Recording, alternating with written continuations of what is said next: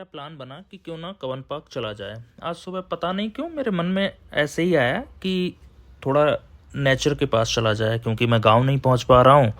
1 महीने से ज़्यादा हो गया है बेंगलोर में, तो मुझे थोड़ा नेचर वाली चीज़ें पसंद है। तो उसके लिए मैंने चूज़ किया कि कवन पार्क जाया जाए। वहाँ पे थोड़ा नेचर होगा, शांति होगी, और साथ में वहाँ पे फ्लावर शो भी चल रहा है, जो कि पहली बार आयोजित किया जा रहा है।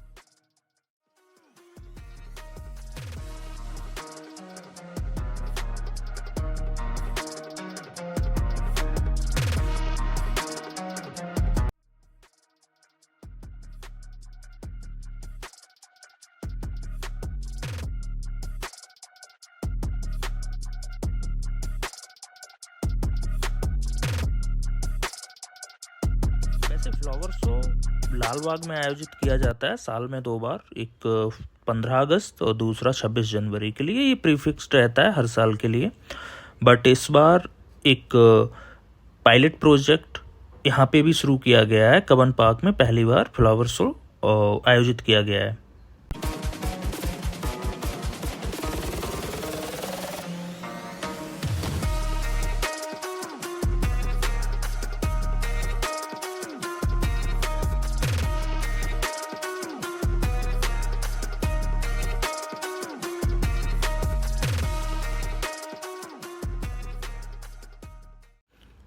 कवन पार्क जाते जाते मैंने रास्ते में सोचा क्यों ना रिसर्च की जाए कि कवन पार्क कब बना, किसने बनाया, इस सब के बारे में, क्योंकि कहीं जा रहे हैं तो उसके बारे में कुछ पता होना चाहिए। तो जब मैं रिसर्च कर रहा था तो मुझे हिस्ट्री से पता चला कि कवन पार्क का नाम सर मार्क कवन के नाम पर है।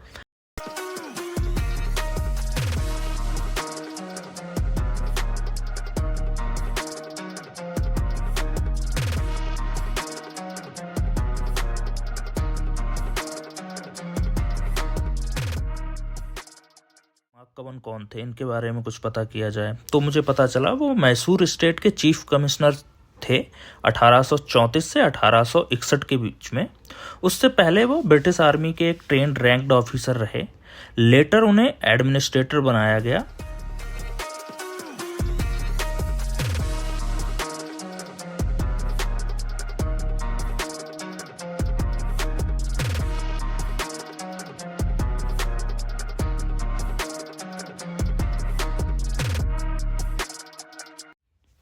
ये सब रिसर्च करते करते मैं कवन पार्क पहुंच गया। वहाँ पे मैं फ्लावर शो के गेट पे पहुंचा और मैंने पता किया कि फ्लावर शो का टिकट कितने का है। तो उन्होंने बताया अडल्ट के लिए 30 एंड चाइल्ड के लिए 10, और वहाँ पे उन्होंने स्कैनर लगा रखा था।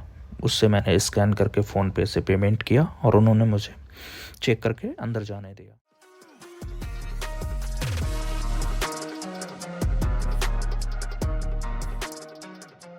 फ्लावर्स से उन्होंने क्या क्या बनाया है मैं आपको इस वीडियो में दिखाऊंगा। उन्होंने एक छोटा सा घर जैसा बनाने की कोशिश की है। उन्होंने अलग अलग चीज़ें बनाई हैं, लाइक अनानास बनाया है फूल से, एंड उसके बाद में बहुत अलग अलग प्रकार के गमले रख रखे हैं जिसमें अलग अलग प्रकार के फूल हैं। मैं बहुत ज़्यादा नहीं जानता हूँ फ्लावर्स के बारे में।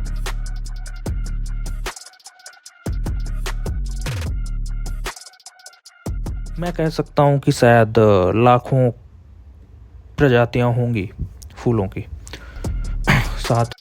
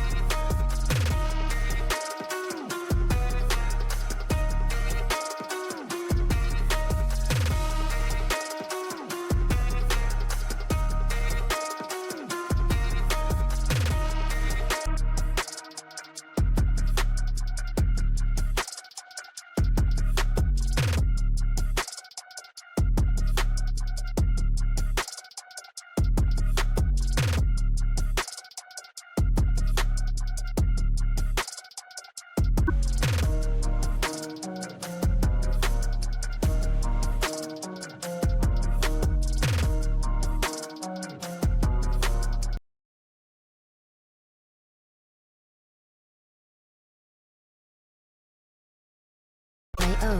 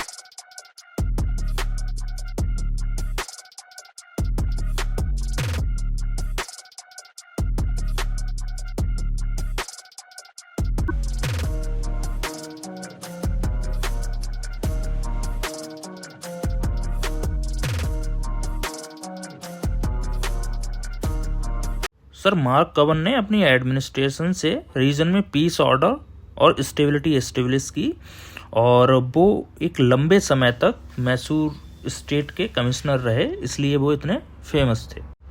उन्होंने अपने टेन्योर में बेंगलोर एक एडमिनिस्ट्रेटिव प्लस मिलिट्री हब बनाया, रोड डेवलपमेंट किए, पुलिस सिस्टम ऑर्गेनाइज किया, लैंड रेवेन्यू सिंपल हुआ उसमें, जिसमें फार्मर को डायरेक्ट बेनिफिट मिला ऐसा कहते हैं, मुझे उसका ज़्यादा आइडिया है नहीं। और सबसे ज़्यादा जो इंटरेस्टिंग फैक्ट मुझे लगा, वो लगातार मैसूर के 27 साल कमिश्नर रहे, जो कि ब्रिटिश एरा में इतने लॉन्ग स्टेबल टेन्योर बहुत रेयर होते थे उस टाइम पे। Music license.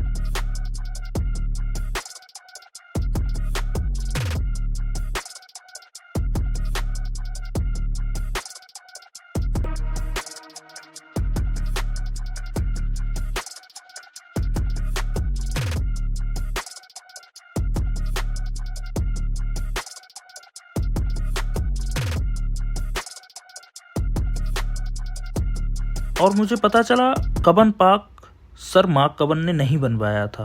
अब मन में विचार आया, फिर बनवाया किसने था, फिर उसके बारे में रिसर्च की जाए।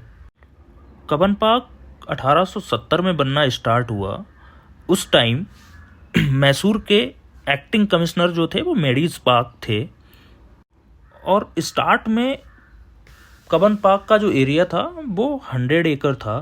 बाद में धीरे धीरे करके उसको ग्रो किया गया। ये सबका लेआउट रिचर्ड सैंकी ने बनाया, वो मैसूर के चीफ इंजीनियर भी थे।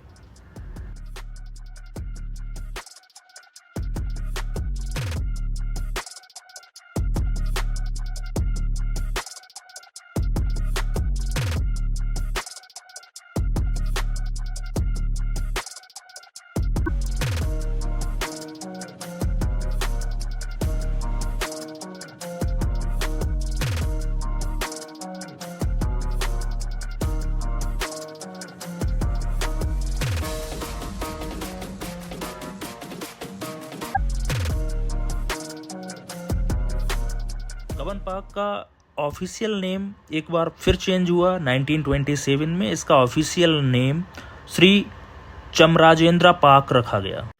1870 से 1873 तक पार्क कंप्लीट हो चुका था बन के, और मेडीज वहाँ से जा चुके थे। तब इसका नाम मेडीज पार्क से कबन पार्क कर दिया गया, और फिर तब से 1927 तक ये नाम कबन पार्क ही रहा।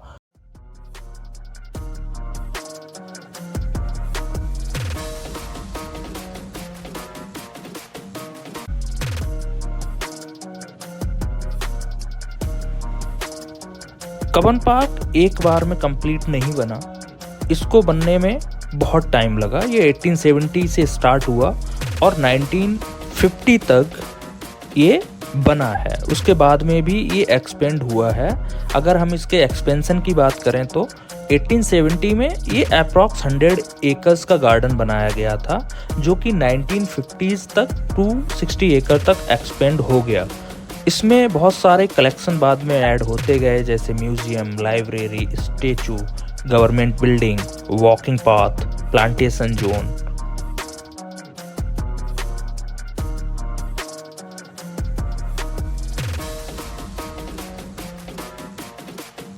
Music licensing reimagined.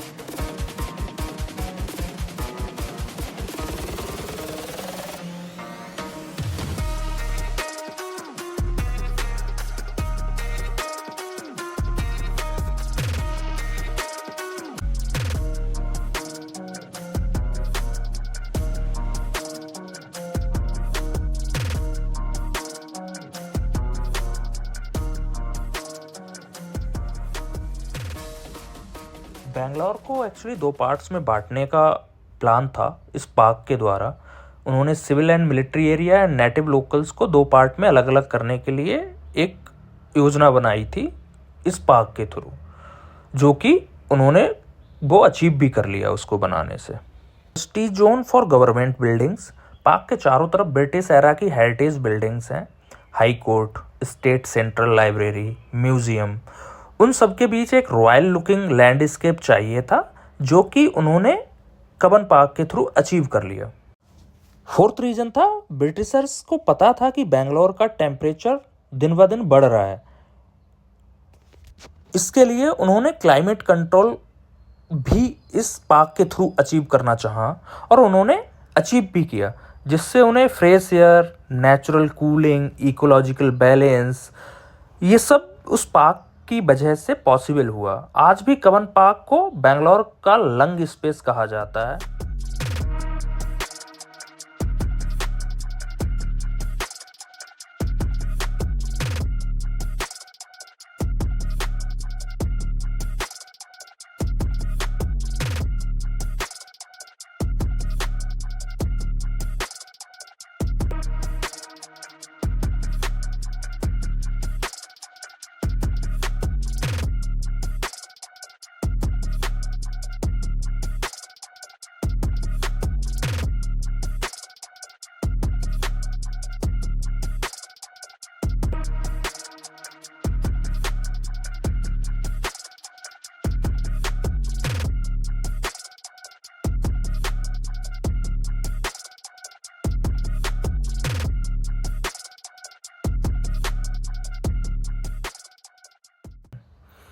Public recreation space. उस टाइम कोई बड़ा पब्लिक पार्क नहीं था। कब्बन पार्क का एम था walking, health fitness, family outing, children play area, botanical research hub. Britishers horticulture को बहुत इंपॉर्टेंस देते थे। पार्क में नए एक्सपेरिमेंट,